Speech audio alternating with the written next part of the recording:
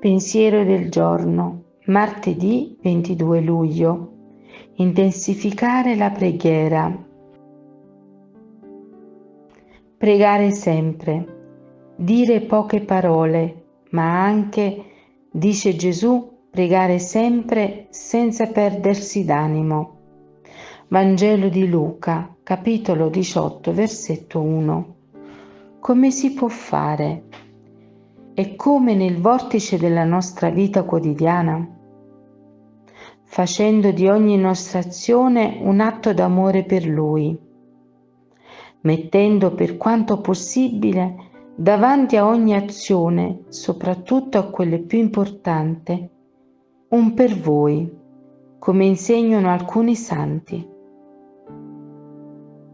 Infatti, pregare sempre non significa moltiplicare gli atti di preghiera, ma orientare la propria anima e tutta la propria vita a Dio. Studiare solo per Lui, lavorare, lottare, soffrire, riposare e persino morire per Lui.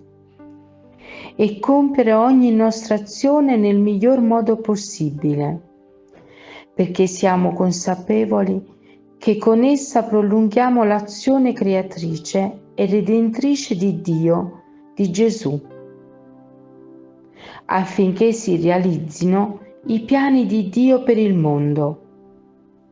In questo modo ogni nostra azione diventa un'azione sacra e soprattutto in questo modo di pregare che adempiamo al comando di Gesù. Dobbiamo pregare sempre. Chiara Lubick, in Fabio Ciardi, Il respiro dell'anima, Città Nuova Editrice. Parola di vita. Luglio 2025. Invece un samaritano che era in viaggio, passandogli accanto, vide e ne ebbe compassione. Vangelo di Luca, capitolo 10, versetto 33. Ciao, se ti è piaciuto questo video, metti mi piace, dito in alto, e iscriviti al canale.